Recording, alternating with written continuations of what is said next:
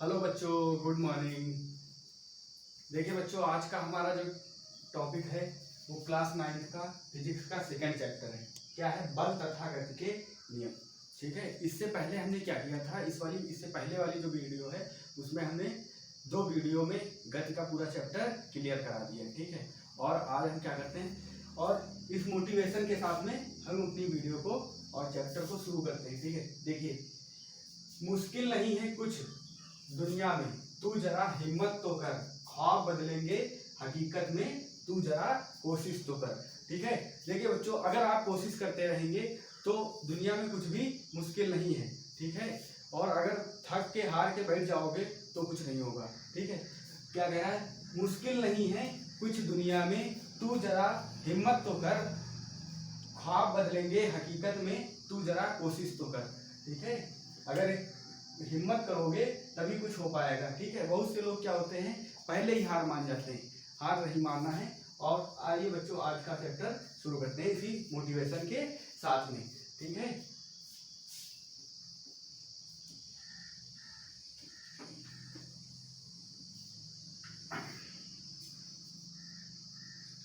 देखिए आज का चैप्टर क्या है? बल तथा गति के नियम।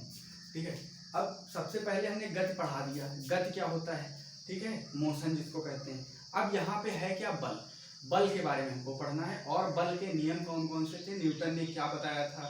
ठीक है, ये सारे नियमों के बारे में हमको पढ़ना है। ठीक, तो देखिए यहाँ पे सबसे पहले हेडिंग बनाना है आप लोगों को, क्या? बल। तो बल अगर कोई पूछे तो क्या बताओ? बल क्या है? बल क्या है? यदि कोई वस्तु, मान लो यदि कोई वस्तु, जैसे कुछ भी ले लेते हैं सबसे पहले समझने के लिए, जैसे ये हमारी क्या है, मान लेते ये हमारी क्या है? कार है। ठीक है, ये क्या है? कार है। ठीक है, तो कार ये स्थिर है। किस अवस्था में है? स्थिर है।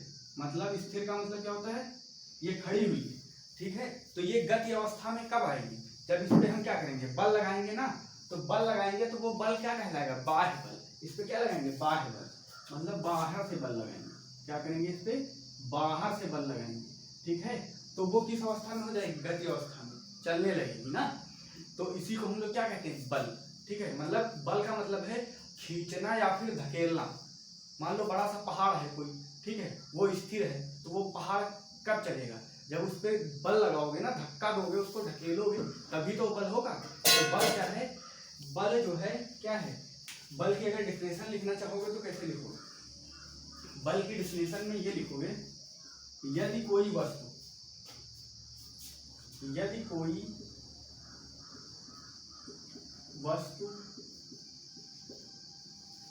स्थिर है तो वह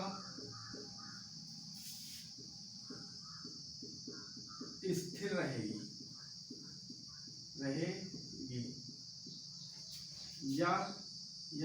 या फिर यदि कोई वस्तु गतिमान है तो गतिमान रहेगी जब तक उस पर बाह्य बल ना लगाया जाए। ठीक है, समझ गए? तो यही हमारा क्या है? बल। जब तक कि हम क्या करेंगे? उस पर बाह्य बल ना लगाएं। ठीक है, तो ये हमारा यही बल है और यही हमारा क्या है? गति का प्रथम नियम भी है। ठीक है, गति का जो प्रथम नियम है ये भी कहता है, बल का मतलब क्या है? खींचना या फिर धकेलना। ठीक है, तो बल की डिफिनेशन आप लोग ये लिख सकते हैं, यदि कोई वस्तु स्थिर है तो क्या रहेगी? स्थिर रहेगी।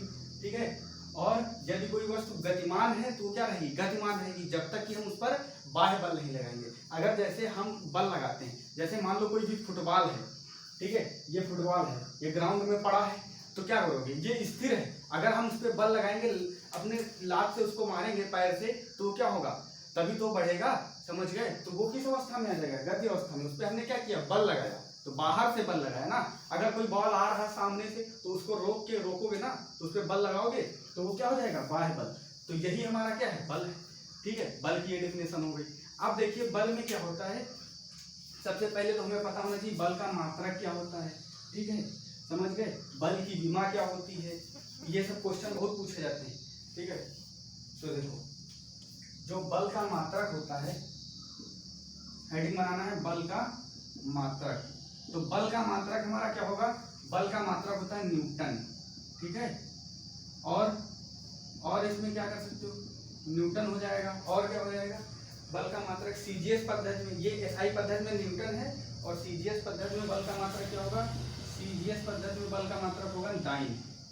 ठीक है, क्या होगा, डाइन। ठीक है, और एमकेएस पद्धति में बल का मात्रक क्या होगा, किलोग्राम मीटर प्रति सेकेंड स्क्वायर। ये किसमें है, एमकेएस पद्धति में। ठीक है, एमकेएस पद्धति में बल का मात्रक। तो बल का मात्रक आप लोगों से पूछ लेता है। ठीक है, तो न्यूटन या फिर क्या होगा, सीजीएस पद्धति में डाइन, किलोग्राम मीटर पर सेकंड स्क्वायर, ये किसमें होगा, एमकेएस पद्धति में। और यहाँ पे क्या होगा, देखिए वन डाइन कभी कभी पूछ लेता है, वन डाइन कितने के बराबर होता है, वन डाइन इक्वल टू होता है 10 की पावर 5 न्यूटन के। किसके बराबर होगा, 10 की पावर 5 न्यूटन के। अगर पूछ ले 1 न्यूटन किसके बराबर होगा, तो 1 न्यूटन होगा 10 की पावर -5 डाइन। ठीक है, ये चीजें आप लोगों को याद रखना है बल के बारे में। ठीक है, तो ये हमारा क्या हो गया, बल हो गया।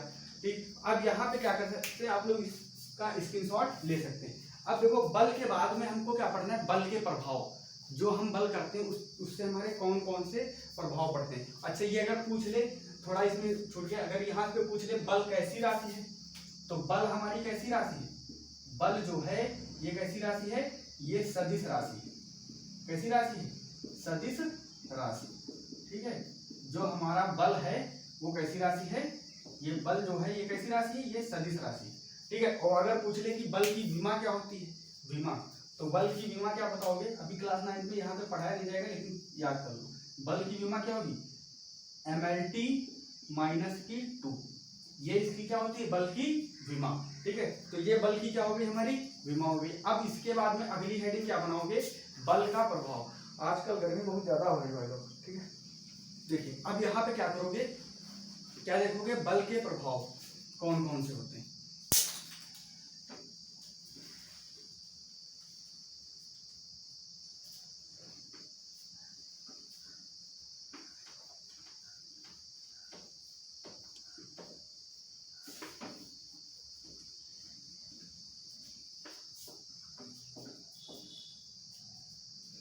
बल के प्रभाव, हेडिंग बनाओगे बल के प्रभाव। ठीक है, देखो बल के प्रभाव क्या होंगे, बल का प्रभाव पहला क्या है, यदि कोई वस्तु स्थिर है तो बल लगाने पर वो क्या हो जाएगी, गतिमान हो जाती है। हो जाती कि नहीं। पहला प्रभाव क्या लिख सकते हो, पहला प्रभाव लिखोगे, यदि कोई वस्तु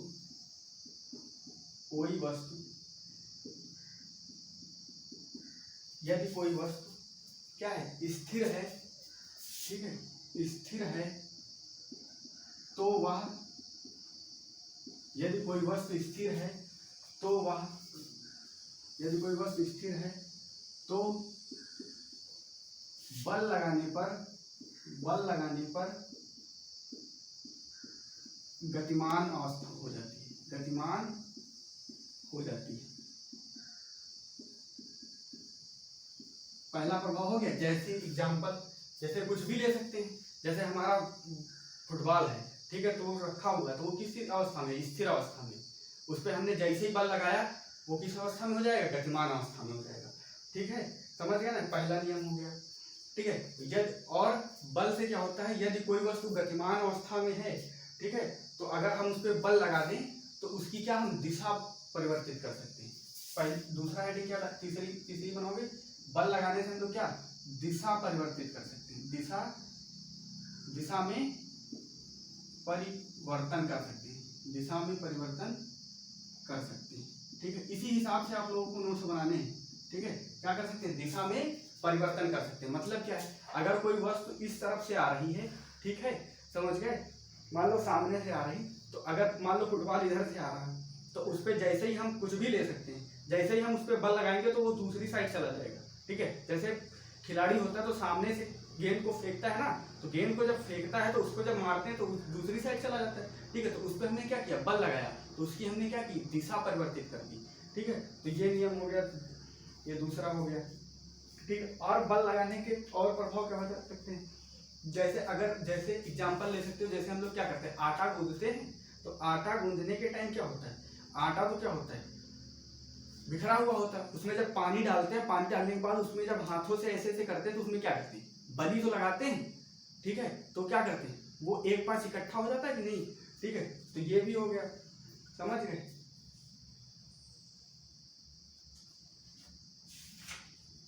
और बल लगाने से हमारी क्या होती है, चाल भी परिवर्तित हो जाती है। ठीक है, तो तीसरा पॉइंट क्या लिख सकते हो, चाल में भी परिवर्तन हो जाता है, चाल में परिवर्तन हो जाता है। ठीक है, इसका मतलब क्या है, चाल में परिवर्तन क्या, अगर कोई वस्तु धीमा धीमा चल रही, उस पर कस के बल लगा दो तो क्या हो जाएगा, वो स्पीड में चलने लगेगी, उसकी चाल में परिवर्तन हो जाएगा कि नहीं। तो ये इतने क्या हो गए, ये इसके प्रभाव हो गए, 3 प्रभाव बहुत हैं। ठीक है, तो ये हमारा क्या हो गया, बल हो गया। तो कब इसमें क्वेश्चन कैसे बनेगा, क्वेश्चन ऐसे बनेगा, कहेगा बल को परिभाषित कीजिए तथा उसके बल के प्रभाव बताइए। ठीक है, जब ये क्वेश्चन आएगा तो इसमें आपको ये सब कुछ करना होगा। ठीक है बच्चों, तो अब देखिए यहाँ पे हम लोग क्या करते हैं, इसके बाद में हम करेंगे संतुलित तथा असंतुलित बल। ठीक है, तो इसके बाद में हम लोग क्या करेंगे, संतुलित तथा असंतुलित। देखिए एमकेएस पद्धति में मात्रा क्या होता है इसका बल का, एमकेएस पद्धति में किलोग्राम मीटर प्रति सेकेंड स्क्वायर। ठीक है, ये इसका एमकेएस पद्धति में मात्रक होगा। ठीक है, ये हमने बता दिया इससे पहले। अब देखिए अगली हेडिंग डालोगे, संतुलित बल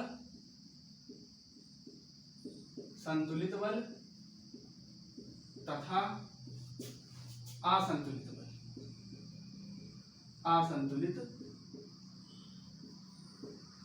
ठीक है, तो देखो संतुलित बल क्या होता है बच्चों, संतुलित बल के बारे में तो आप लोगों को पता ही होगा। जैसे अगर एक गेम खेलते हो, कौन सा, रस्सा खींचने वाला गेम खेलते हो ना। ठीक है, तो जब रस्सा खींचने वाला गेम में क्या होता है, जैसे यहाँ पे क्या है, कोई ए टीम है मान लो, इधर क्या है, कोई बी टीम है, और ये बीच में रस्सा है। ठीक है, तो ये यहाँ पे बाउंड्री है। ठीक है, तो क्या करते हो, जब रस्सा खींचते हो, यदि अगर मान लो ए वाले ने क्या किया, बी वाले को अपनी तरफ खींच लिया, ए वाली जो टीम है उस टीम ने बी वाली टीम को अपनी तरफ खींच लिया, तो वहां पे बल क्या हो गया, असंतुलित हो गया। पता चला क्या है, ए भी यहाँ पे अड़ा पड़ा हुआ है। ठीक है, और बी भी, दोनों ने क्या किया, ये भी जितनी ताकत इधर से लगा रहा उतनी ताकत वो भी लगा रहा है, मतलब इसका परिणामी बल जो है, तो क्या है, इसका जो परिणामी बल है वो क्या है, शून्य है।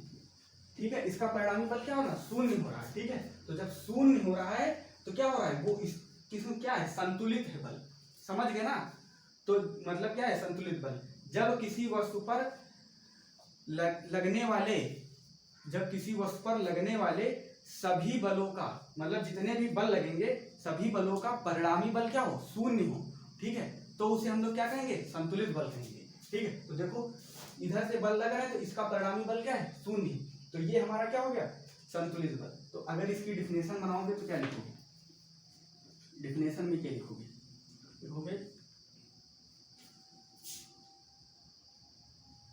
जब किसी वस्तु पर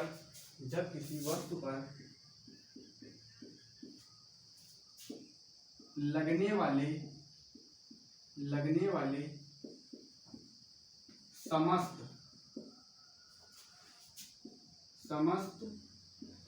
बलों का परिणामी बल शून्य हो तो उसे संतुलित बल कहते हैं। ठीक है, जैसे एग्जाम्पल में क्या कर सकते हो,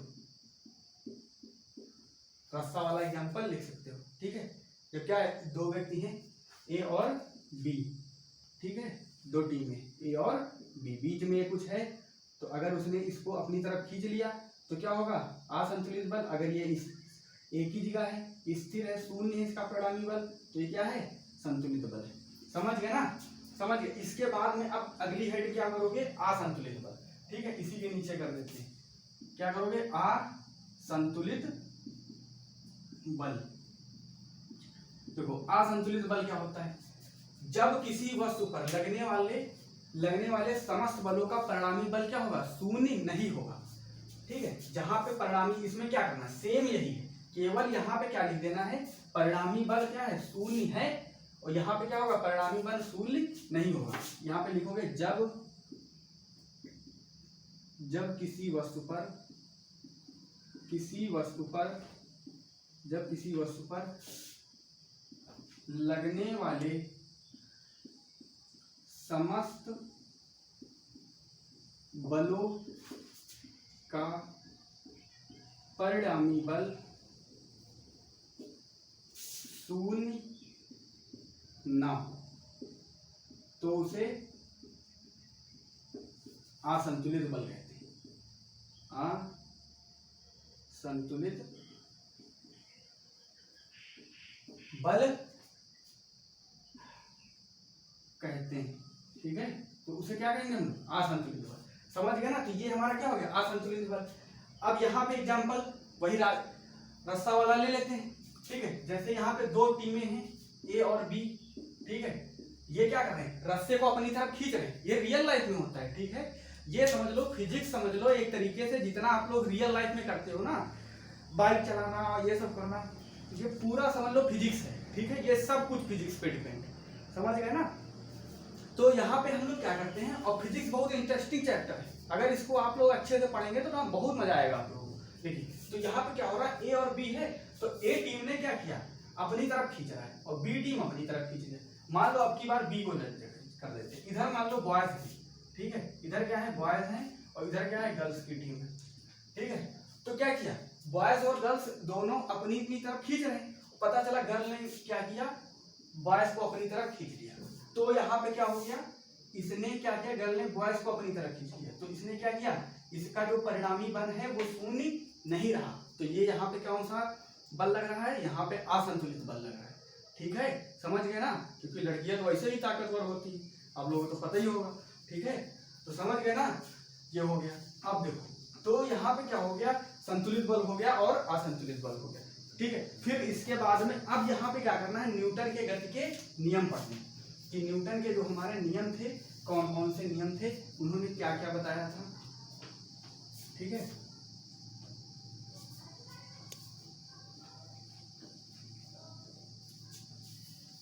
इसके बाद में अगली हेडिंग बनाओगे, न्यूटन के गति के नियम।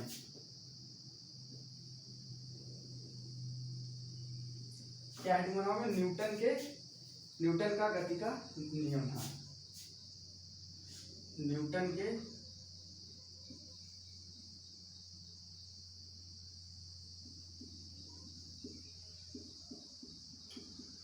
गति के नियम, ठीक है, ये हेडिंग बनाओ। तो अगर कोई पूछ ले न्यूटन के गति के कितने नियम थे, तो न्यूटन के गति के जो नियम थे 3 थे, ठीक है। अब यहाँ पे हम लोग क्या करते हैं, एक एक नियम को पढ़ेंगे अच्छे से, ठीक है। सबसे पहला नियम क्या था, तो हेडिंग डालोगे न्यूटन के गति का प्रथम नियम। क्या बनाओगे, न्यूटन के गति का प्रथम नियम। समझ गए ना बच्चों, तो ये हेडिंग बनाओगे, न्यूटन के गति का प्रथम नियम। तो देखो, न्यूटन के गति का प्रथम नियम क्या होगा समझते हैं, या ये बताया किसने था, सबसे पहले ये देख लेते हैं। न्यूटन के गति का प्रथम नियम किसने प्रतिपादित किया था, गैलीलियो ने। किसने किया था, गैलीलियो ने, और इसको और किस नाम से जानते हैं, जड़त्व के नाम से, ठीक है। न्यूटन के जो दूसरा नियम था, इसको किसने बताया था, गैलीलियो ने, ठीक है, गैलीलियो ने बताया था, ठीक है। और इसको किस नाम से, और किस नाम से जानते हैं, जड़त्व के नियम, जड़त्व के का नियम, इसको क्या कहते हैं, जड़त्व के नियम से भी जानते हैं, ठीक है। इसमें क्या करेगा, जड़त्व का नियम करेगा। जड़त्व का मतलब क्या होता है, जड़त्व का मतलब होगा विरोध। प्रत्येक वस्तु जो उसकी अवस्था में है, ठीक है, अवस्था में परिवर्तन का, प्रत्येक वस्तु की अवस्था में जो परिवर्तन का विरोध करे, ठीक है, उसी को हम लोग क्या कहेंगे, जड़त्व कहेंगे, ठीक है। प्रत्येक वस्तु की जो अवस्था होगी उसका जो परिवर्तन होगा उसका जो विरोध करे उसको हम लोग क्या कहेंगे, गति कहेंगे, वो नहीं, वो क्या कहेंगे, उसको जड़त्व कहेंगे, ठीक है। तो ये हमारा क्या हो गया, जड़त्व। अब देखो इसको पढ़ने से पहले न्यूटन के प्रथम नियम को, ठीक है, इसको पढ़ने से पहले हमको क्या होना चाहिए, जड़त्व के बारे में पता होना। जड़त्व भी दो टाइप के होते हैं, कौन कौन से, एक होता है कौन सा, एक होगा हमारा गति जड़त्व, एक होगा विराम जड़त्व, एक होगा दिशा जड़त्व, तीन प्रकार के होते हैं, ठीक है। तो अगर आपसे जैसे एग्जांपल दिशा जड़त्व में क्या एग्जांपल आएगा, जैसे पूछ ले कि जो साइकिल होती है ना, ठीक है, तो साइकिल है या गाड़ी है, तो गाड़ी के पहिए के ऊपर मेडीगार्ड लगा होता है, ठीक है, तो वो पूछेगा किस जड़त्व किसके कारण होता है, वो उसका काम क्या होता है, वो मेडीगार्ड वो क्या करता है, गंदगी जो होती है उसको करके रखता है, तो वो वहां पे कौन सा जड़त्व लगता है, वहां पे दिशा जड़त्व लगता है। समझ में आ रहा ना आप लोगों को, ठीक है। तो यहाँ पे न्यूटन का जो प्रथम नियम है, इस नियम से क्या निकलता है, इस नियम से जो है बल की परिभाषा निकलती है। इस नियम से क्या होती है, बल की परिभाषा, ठीक है। तो कभी कभी क्वेश्चन पूछ लेता है, क्वेश्चन पूछेगा कि जो न्यूटन का प्रथम नियम है उससे किस चीज की परिभाषा निकलती है, तो उससे किसकी परिभाषा निकलती है, हमारी बल की परिभाषा निकलती है, ठीक है। तो न्यूटन के प्रथम नियम को किसने बताया था, गैलीलियो ने। न्यूटन के प्रथम नियम को और किस नाम से जानते हैं, जड़त्व के नियम से, ठीक है। तो बल की जो परिभाषा है वही क्या होगी, न्यूटन के गति के नियम की प्रथम परिभाषा होगी, पहली परिभाषा होगी। इतना तो समझ में आ गया ना। अब देखो यहाँ पे हम लोग क्या पढ़ना है, जड़त्व, ठीक है। पहले जड़त्व पढ़ो, ठीक है। तो जड़त्व कितने टाइप के होंगे, तीन टाइप के, कौन कौन से, एक होगा गति जड़त्व, ठीक है, दूसरा होगा दिशा जड़त्व, तीसरा क्या होगा, दिशा जड़त्व, और चौथा होगा, पहले यहाँ पे कर लो गति जड़त्व, यहाँ पे विराम जड़त्व कर लो, विराम जड़त्व और दिशा जड़त्व, ठीक है। तो ये तीन टाइप के क्या होंगे, जड़त्व के प्रकार। तो अब देखो यहाँ पे हम क्या करते हैं, अगर यहाँ पे पूछ ले पहले, तो सबसे पहले तो हमें जड़त्व की डेफिनेशन पता होनी चाहिए कि जड़त्व की डेफिनेशन क्या होगी, ठीक है। तो जड़त्व क्या होगा, जड़त्व का काम क्या होता है, जड़त्व जो है क्या होगा, यदि कोई वस्तु की जो अवस्था है, जो भी हमारी किसी भी वस्तु की प्रत्येक वस्तु जो होती है उसकी कोई भी अवस्था होती है, उसकी अवस्था में जो परिवर्तन होता है, उस परिवर्तन का क्या करेगा, विरोध करेगा, उसी को हम लोग क्या कहेंगे, जड़त्व कहेंगे। तो यहाँ पे अगर जड़त्व की डेफिनेशन लिखोगे प्रत्येक वस्तु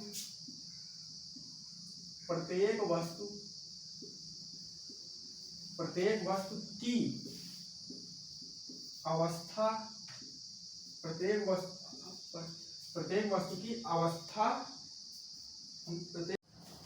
प्रत्येक वस्तु जो उसकी अवस्था में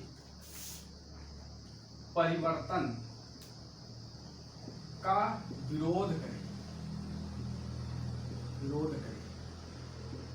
उसे जड़त्व कहेंगे, ठीक है, उसे क्या कहेंगे, जड़त्व कहते हैं, ठीक है। तो ये हमारा क्या होगा, जड़त्व। प्रत्येक वस्तु जो उसकी अवस्था, जो हमारी प्रत्येक वस्तु होगी ना, उसकी कोई भी अवस्था होगी, उसकी अवस्था का जो परिवर्तन होगा, उस परिवर्तन में क्या करेगा, जो विरोध करेगा, उसी को हम लोग क्या कहेंगे, जड़त्व कहेंगे, ठीक है। अब ये हमारा जड़त्व हो गया। अब ये जड़त्व कितने टाइप के हैं, तीन टाइप के, कौन कौन से, गति जड़त्व, विराम जड़त्व और दिशा जड़त्व। तो हम क्या करते हैं, एक एक जड़त्व के बारे में पढ़ते हैं और इसका एग्जाम्पल भी पढ़ते हैं, ठीक है।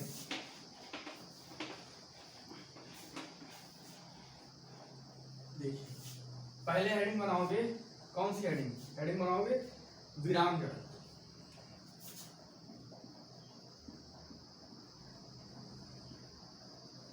तो विराम जड़त्व क्या होगा, यदि कोई वस्तु क्या है, विराम अवस्था में है, तो क्या रहेगी, वो विराम अवस्था में ही रहेगी, ठीक है, जब तक कि उस पर कोई बाह्य बल ना लगाया जाए, ठीक है। तो उसी को हम लोग क्या कहेंगे, विराम जड़त्व। तो इसकी अगर डेफिनेशन लिखना चाहोगे तो क्या कहोगे, यदि कोई वस्तु विराम अवस्था में है तो विराम अवस्था में ही रहेगी जब तक उस पर कोई बाह्य बल न लगाया जाए। इसे ही हम लोग क्या कहेंगे, विराम जड़। तो ये हमारा क्या हो गया बच्चों, विराम जड़। यदि कोई वस्तु विराम अवस्था में है तो क्या रहेगी, विराम अवस्था में ही रहने का प्रयास करेगी। ठीक है, जब तक कि हम क्या करेंगे, उसमें क्या करेंगे, कोई बाहर से बाह्य बल ना लगाए। ठीक है, तो ये हमारा क्या हो गया, विराम जड़। अब विराम जड़ के एग्जाम्पल बहुत इंपॉर्टेंट है। इसमें सबसे ज्यादा एग्जाम्पल, जैसे कि मान लो हम ले लें गीले कपड़े, जो हमारा गीला कपड़ा होता है ना, सबसे पहले एग्जाम्पल लेते हैं। जो गीला कपड़ा होता है, गीले कपड़े को निचोड़ने पर क्या होता है, उसका जो पानी होता है ना, निचोड़ने, गीले कपड़े को निचोड़ने पर, गीले कपड़े को निचोड़ने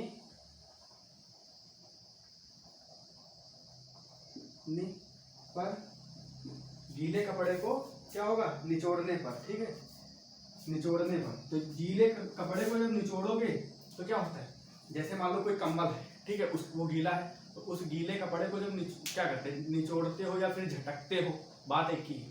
ठीक है, तो गीले कपड़े को जब झटकते हो तो क्या होता है, झटकने से क्या होगा, जो हमारा वो कपड़ा होगा वो किस अवस्था में आ जाएगा, गति अवस्था में। लेकिन वो जो पानी है उसमें, वो किस अवस्था में रहेगा, विराम अवस्था में। इसी के कारण क्या होता है, वो पानी क्या होता है, जमीन पर नीचे गिर जाता है। तो ये किसके कारण हो रहा है, विराम जड़त्व के कारण। ठीक है, और दूसरा अगला एग्जांपल क्या ले सकते हो, जैसे हमारे क्या है, जैसे पेड़ में फल लगे होते हैं, जैसे पेड़ की डाली, ठीक है, तो पेड़ की डाली को क्या करोगे, उसको हिला दो। तो जैसे ही पेड़ की डाली को हिलाओगे तो क्या होगा, पेड़ की डाली को हिलाने पर क्या होता है, उसमें क्या होता है, उसमें लगे हुए पत्तियां हैं या आम हैं, जो भी है वो सब क्या होंगे, नीचे गिर जाते हैं। क्यों गिर जाते हैं, क्योंकि ये विराम जड़त्व हो रहा है। ठीक है, विराम जड़त्व के कारण मतलब क्या है, जब हम पेड़ की डाली को पकड़ के हिलाते हैं ना, तो क्या होता है, डाली तो किस अवस्था में आ जाएगी, गति अवस्था में, लेकिन जो उसमें फल लगे हुए हैं, ठीक है, और जो उसमें पत्तियां लगी, वो सब किस अवस्था में, विराम अवस्था में। इसी के कारण क्या होता है, पेड़ से फल गिर जाता है। ठीक है, तो दूसरा एग्जांपल क्या हो जाएगा, पेड़ की डाली को हिलाने पर पेड़ से फल गिर जाना, पेड़ से फल का गिरना, पेड़ से फल का गिरना। ठीक है, ये एग्जांपल हो गया कि नहीं, दूसरा एग्जांपल हो गया। ठीक है, इसी तरीके से तीसरा एग्जांपल क्या ले सकते हो, ठीक है, तीसरा एग्जांपल एक और ले लेते हैं। तीसरे एग्जांपल में क्या करोगे, जैसे खड़ी बस होती है ना, तो बस हमारी जब खड़ी होती है तो खड़ी बस को क्या करोगे, खड़ी बस अचानक चलने पर क्या होती है, उसकी जो सीट होती, सीट पर बैठा व्यक्ति जो होता है वो क्या होता है, आगे की ओर झुक जाता है। ठीक है, वो क्या करेगा, यात्री आगे की ओर नहीं, यात्री क्या होगा, पीछे की ओर जाएगा। जैसे खड़ी बस है ना, तो खड़ी बस है तो वो क्या करेगा, खड़ी बस में जब अचानक हमारी बस चल पड़ती है, तो चलने के बाद तो क्या होता है, पीछे की ओर जाते हो कि नहीं, तो यात्री क्या होता है, पीछे की ओर चला जाता है। तो वहां पे कौन सा जड़त्व लग रहा है, वहां पे विराम जड़त्व। यहाँ पे लिखोगे, खड़ी बस को, तीसरा पॉइंट है, अचानक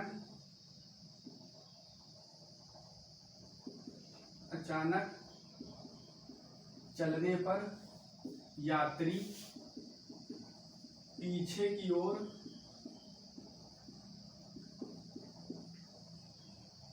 झुक जाता है। ठीक है, तो जब खड़ी बस होती है ना, तो अचानक चलने पर क्या होता है, यात्री क्या होगा, कहाँ पीछे की ओर झुक जाता है कि नहीं। ठीक है, तो उसको झटका बहुत तेज लगता है, तो वो वहां पे कौन सा जड़त्व लग रहा है, विराम जड़त्व। ठीक है, समझ गए ना, तो ये हमारे विराम जड़त्व के एग्जाम्पल हो गए। अब यहाँ पे ये सब किस पे काम करेगा, विराम जड़त्व पे, कभी कभी पूछ लेता है। ठीक है, अब इसके बाद में अगली हेडिंग क्या बनाओगे, गति जड़त्व।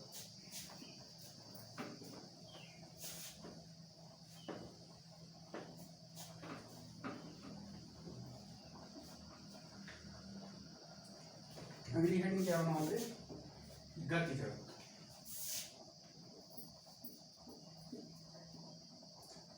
गति जड़त्व की डेफिनेशन क्या होगी? यदि कोई वस्तु हमारी क्या है, गति अवस्था में है, तो वो गति अवस्था में ही रहने का प्रयास करेगी जब तक कि हम क्या करेंगे, उस पर बाह्य बल ना लगाए। उसी को हम लोग क्या कहेंगे, गति जड़त्व। लिखो, यदि कोई वस्तु गति अवस्था में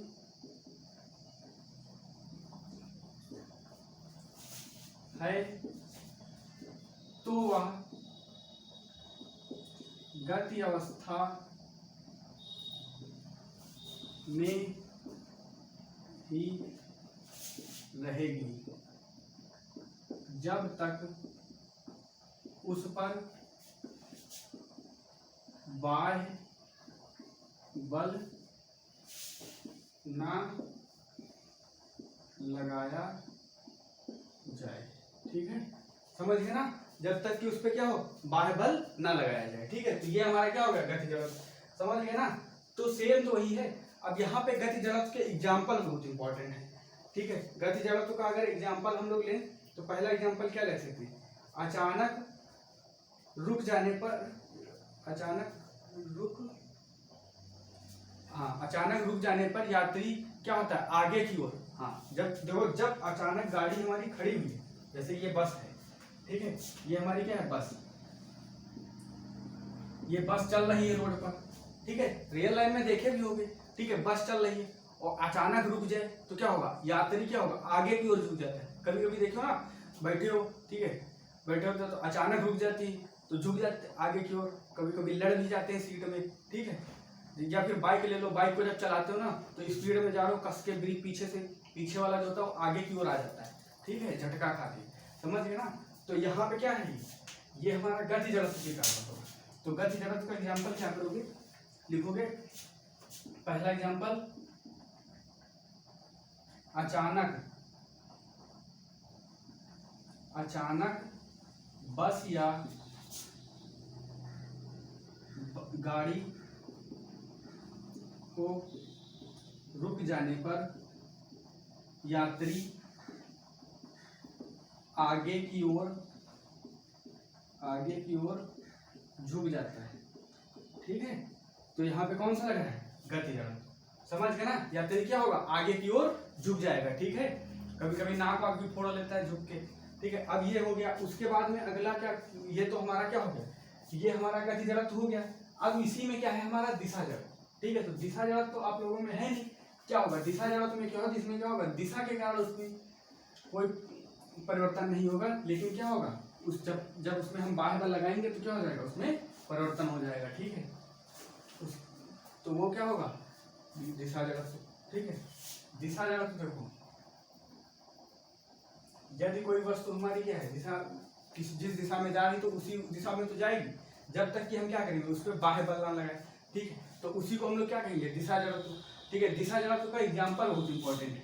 एग्जाम्पल में क्या आएगा, जैसे मेडी गार्ड जो होता है ना, तो मेडी गार्ड के वो जो बाइक होती है, तो बाइक के जो बाइक होती है उसका जो टायर होता है, टायर के ऊपर क्या लगा होता है, मेडी गार्ड लगा होता है। जैसे चक्कू को जब रेतते हो, ठीक है, मतलब पिटाने जाते हो, ठीक है, उसको रेतने कहते हैं। ठीक है, जब उसको रेतते हो तो उसमें क्या होता है, उसमें जो धार बनाई जाती है, तो वो किस पे काम करता है, दिशा जड़त्व पे काम करता है।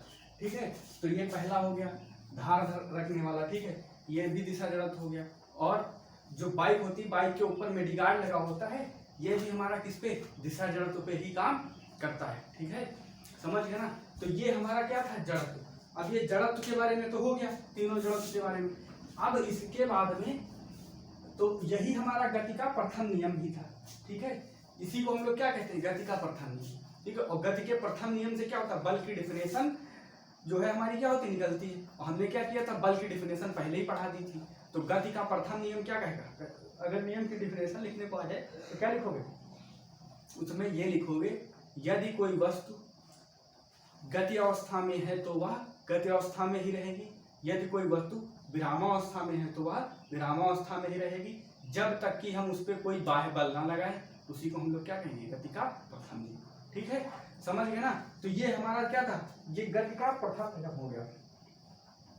अब इसके बाद हमको पढ़ना है न्यूटन के गति का दूसरा नियम। ठीक है, जो न्यूटन के गति का दूसरा नियम है वो क्या है, संवेग संरक्षण का नियम। समझ गए ना। तो अब यहाँ पे क्या करना है हमको, संवेग संरक्षण के नियम के बाद, संवेग संरक्षण नहीं, संवेग की दर, संवेग संरक्षण का नियम तो तीसरे उस पे काम करता है, ठीक है। तो अब यहाँ पे बनाओगे न्यूटन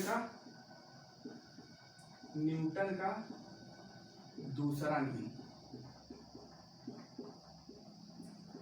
तो देखो न्यूटन का दूसरा नियम क्या है, न्यूटन का दूसरे नियम से क्या होता है, पहले नियम से क्या हुआ था, बल की परिभाषा मिली थी, और न्यूटन के दूसरे नियम से क्या होगा, न्यूटन के जो दूसरा नियम है इससे क्या होगा, बल का सूत्र के बारे में हमको पता चलेगा। जो बल का सूत्र क्या होता है, बल का सूत्र निकलेगा F बराबर ma, ठीक है। तो अभी देखना ये कैसे प्रूफ हुआ, इसके बारे में हमको न्यूटन के दूसरे नियम से पता चलता है, ठीक है। तो पहले हम क्या करते हैं, न्यूटन के दूसरे नियम को क्या करते हैं, इसकी जो हमारी डिफिनेशन है उसको लिख देते हैं। इस नियम के अनुसार लिखते हैं, इस नियम के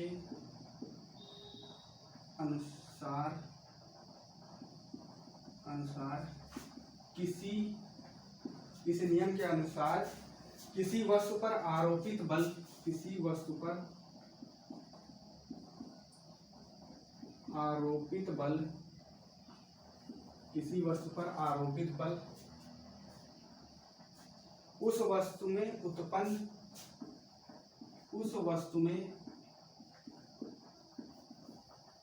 उत्पन्न संवेग की दर, उस वस्तु में उत्पन्न संवेग की दर का समानुपाती होता है, ठीक है।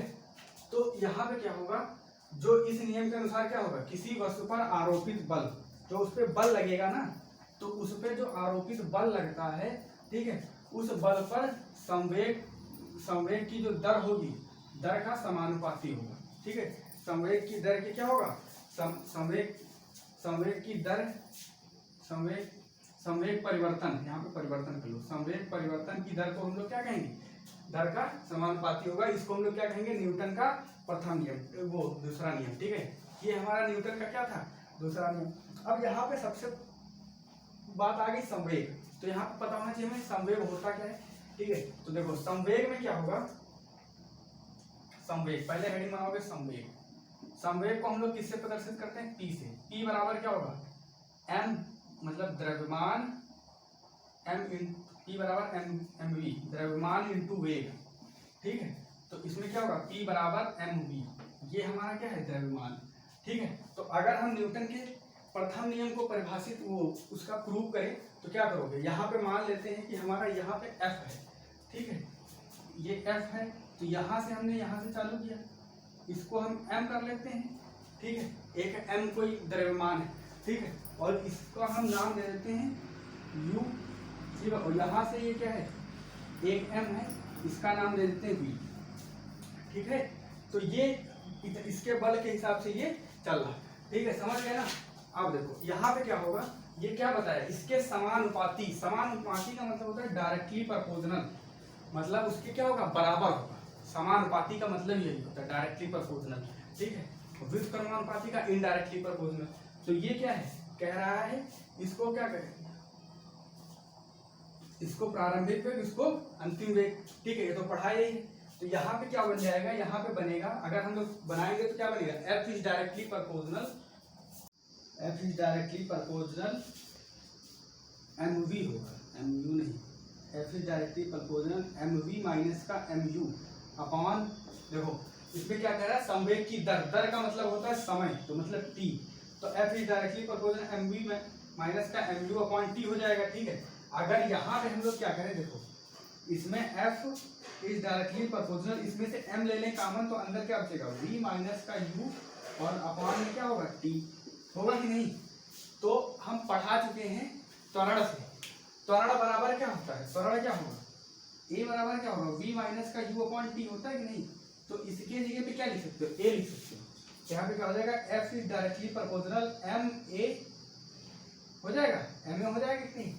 तो अब देखो डायरेक्टली प्रोपोर्शनल का जब निशान हटाओगे तो F बराबर क्या आएगा, KMA, और K यहाँ पे क्या है, K है नियतांक, K क्या है, नियतांक, समझ गए ना बच्चों। तो k यहाँ पे क्या है, नियतांक है।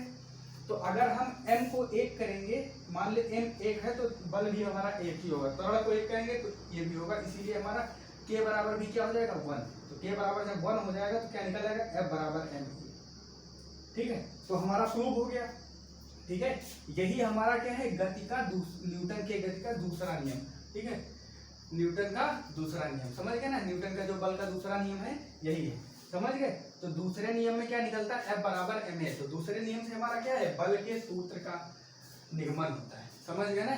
तो ये हमारा दूसरा नियम हो गया। अब दूसरे नियम पे एग्जाम्पल देख लेते हैं, न्यूटन का दूसरे नियम के एग्जाम्पल। ठीक है, तो देखो न्यूटन के जो दूसरे नियम के एग्जाम्पल है इसमें देखो क्या कौन से एग्जाम्पल होंगे।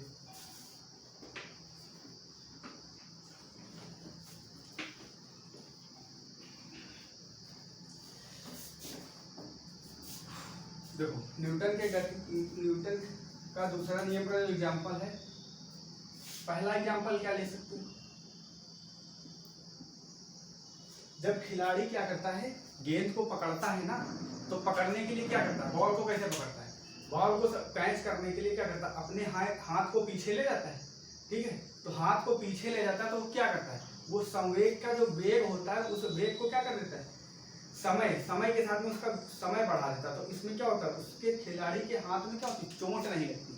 ठीक है, तो वो चोट लगने से बच जाता है। इसे डायरेक्ट पकड़ोगे, हाथ में क्या चोट लग जाएगी, इससे चोट नहीं लगती। तो खिलाड़ी क्या करता है, अपने हाथ को पीछे की तरफ खींचता है। तो वो किस नियम पे काम करता है, न्यूटन के दूसरे नियम पे। तो क्या करता है, खिलाड़ी जो होता है, ठीक है, तो खिलाड़ी गेंद को पकड़ने के लिए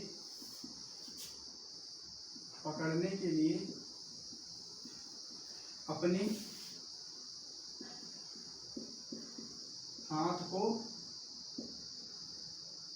पीछे की ओर ले जाता है। ठीक है, क्यों ले जाता है, अगर पीछे की ओर ना ले जाए तो क्या होगा, उसको चोट लग सकती है। ठीक है, ये पहला नियम हो गया, पहला एग्जांपल हो गया। दूसरे एग्जांपल में क्या करोगे, दूसरा एग्जांपल देखो, जब हम लोग बंदूक को चलाते हैं ना, तो बंदूक क्या होती है, जिसको मारते हो क्या होता है, उसके संवेग के साथ में उसके अंदर तक घुस जाती कि नहीं। तो अगर उसके अंदर जा रही है, प्रवेश कर रही, तो वहां पे क्या है, कौन सा नियम लग रहा है, दूसरा नियम। अगर बंदूक को चला रहे हो, वो बंदूक पीछे झटका मारे, तो वहां पे तीसरा नियम लगेगा, क्रिया प्रतिक्रिया। ठीक है, तो बंदूक जो होती है, ठीक है, बंदूक जब हम किसी व्यक्ति पर या फिर किसी पर भी चलाते हैं, बंदूक को चलाने पर व्यक्ति के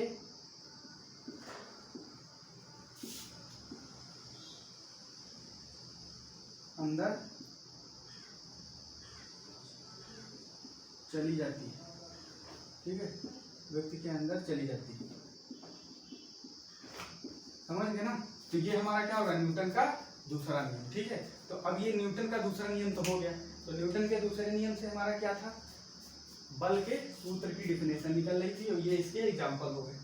अब यहाँ पे तीसरा नियम क्या है न्यूटन का, न्यूटन के तीसरा नियम, हेडिंग बनाओगे न्यूटन का तीसरा नियम।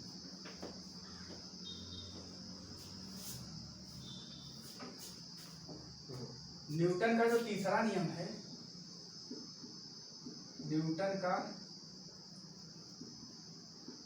तीसरा नियम, इसको और किस नाम से जानते हैं, न्यूटन के तीसरे नियम को हम लोग क्या कहते हैं, क्रिया प्रतिक्रिया।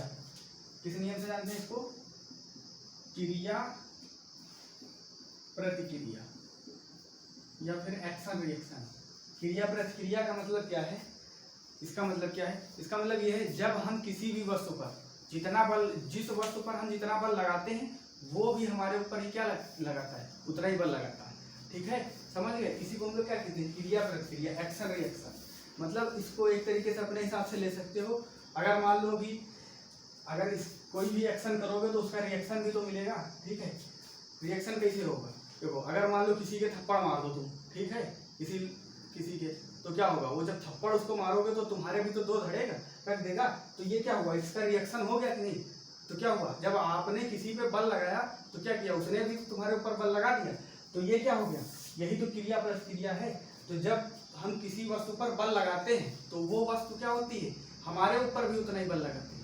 ठीक है, उसी को हम लोग क्या कहते हैं, और क्रिया प्रतिक्रिया, उसी को हम लोग क्या कहते हैं, न्यूटन का तीसरा नियम। जैसे ये दीवार है, ये बोर्ड है, तो बोर्ड पर अगर हम बल लगाएंगे तो क्या है, ये बोर्ड भी, ये दीवार भी क्या है, हमारे ऊपर भी बल लगा रहा है, ठीक है, लेकिन क्या है, वो बल दिखता नहीं है। क्यों नहीं दिख रहा है, क्योंकि क्या है, दीवार जो है ये, इसका बल क्या है, हमारे बल से अधिक है, ठीक है, इसलिए नहीं दिख रहा है। यहाँ पे कौन सा चल रहा है, न्यूटन का तीसरा नियम, ठीक है, क्रिया प्रतिक्रिया, एक्शन रिएक्शन, समझ गए। जैसे बंदूक से निकली हुई गोली, तो जब बंदूक से गोली निकलती है ना, तो क्या होता है, जब जो व्यक्ति चला रहा होता है वो उसके हैंड क्या होता है, पीछे की ओर धक्का लगता है कि नहीं, तो पीछे की ओर धक्का क्यों लगता है, क्योंकि क्या होता है, तो वो जितना बल आगे निकलता है उतना ही पीछे भी छोड़ता है, तो इसीलिए क्या होता है, हाथ उसके पीछे चले जाते हैं, समझ गए ना।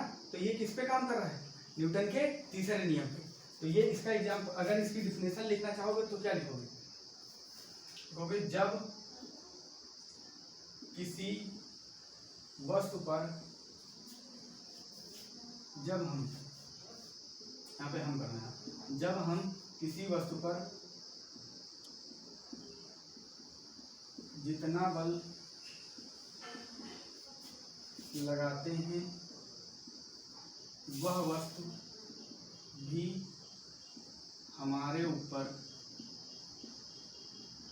उतना ही बल लगाती है, ठीक है।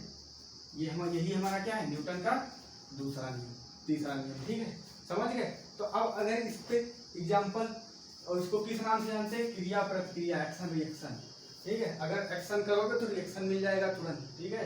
किसी को थप्पड़ मारना, ठीक है, तो तुरंत पड़ेगा तुम्हारे भी, तो यही क्या है, एक्शन रिएक्शन, समझ गए। अब देखो इसमें क्या होगा, इसका एग्जाम्पल अगर देखिए तो पहला एग्जाम्पल क्या होगा, पहला एग्जाम्पल अगर देख तो बंदूक से निकली हुई गोली, जब बंदूक से हम लोग जब बंदूक को चलाते हैं ना, तो चलाने पर क्या होता है, हमारे हाथ क्या होते हैं, पीछे की तरफ जाते हैं, ठीक है। तो यहाँ पे लिखोगे बंदूक, बंदूक को चलाने पर हमारे हाथ पीछे की तरफ जाते हैं, ठीक है। तो ये हमारा क्या है, हमारे हाथ पीछे की तरफ जाते हैं, या फिर हमारे हाथों में क्या होता है, चोट लग जाती है, इसी को, ये हमारा क्या है, न्यूटन का पहला नियम। दूसरा नियम न्यूटन के गति के तीसरे नियम का, न्यूटन के जो गति का तीसरा नियम चल रहा ना, तो इसका एग्जाम्पल पहला हो गया। दूसरा एग्जाम्पल क्या होगा, देखो दूसरे एग्जाम्पल में क्या करोगे, जैसे नाव होता है ना, तो जब नदी में नाव चलता है तो क्या होता है, जब नदी से, नाव से जब उतरते हैं, तो जब उतरने के बाद क्या होता है, नाव पीछे की तरफ चला जाता है ना, तो वो क्या होता है, नाव पे चोट लगती है, तो वो किस नियम पे, यही न्यूटन के दूसरे नियम पे, तीसरा न्यूटन के तीसरे नियम पे काम कर रहा है। किस पे कर रहा है, न्यूटन के तीसरे नियम पे, समझ गए। तो समझ गए, तो ये कौन सा दूसरा एग्जाम्पल हो गया। तीसरा एग्जाम्पल देखो, तीसरे एग्जाम्पल में क्या होता है, व्यक्ति जब पानी में क्या होता है, तैरता है ना, तो तैरने पर क्या होता है, पानी उस पर चोट मारता है, तो ये ऐसे ऐसे जब तैरता है तो क्या होता है, जितनी ताकत वो व्यक्ति लगाता है उतनी पानी भी उस पर लगाती है, ठीक है। तो वहां पे क्या है, न्यूटन का तीसरा नियम लगा है, समझ गए।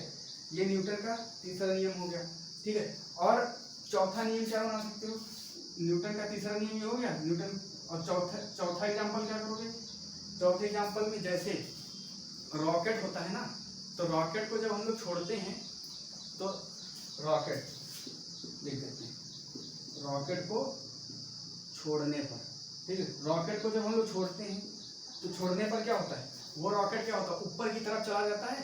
तो वो क्यों जाता है, क्योंकि उस पर क्या एक्शन रिएक्शन का काम कर रहा है, न्यूटन का जो तीसरा नियम है वो काम कर रहा है। क्योंकि जब हम रॉकेट में आग लगाते हैं तो क्या होता है, नीचे की तरफ उसका ईंधन होता है, ठीक है, तो वहां से नीचे जब ईंधन जलता है तो क्या होता है, वो ऊपर की तरफ भागता हुआ चला जाता है, ठीक है। ये और ये जो रॉकेट होता है ये किस नियम पर काम करता है, ये संवेग संरक्षण के नियम पर, ठीक है। संवेग संरक्षण का नियम जो है न्यूटन के तीसरे नियम पर ही काम करता है। जो हमारा संवेग संरक्षण का नियम है, संवेग संरक्षण का नियम, ठीक है, ये किस पे काम करता है, न्यूटन का जो तीसरा नियम है, न्यूटन का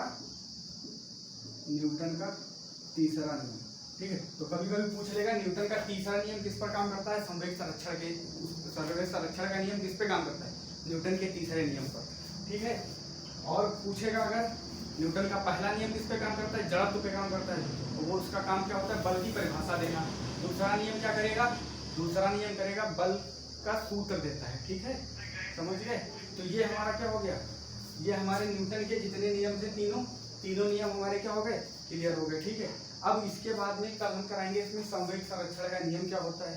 ठीक है, और इसमें इस चैप्टर के जो कुछ टॉपिक बचे हैं वो भी करा देंगे और साथ में जो न्यूमेरिकल हैं वो भी क्लियर करा देंगे। ठीक है, और इस वीडियो को क्या करना है, आप लोगों को सब्सक्राइब करना है। ठीक है, और कमेंट करके भी बताना है वीडियो कैसी बनी हुई है। नमस्कार दोस्तों।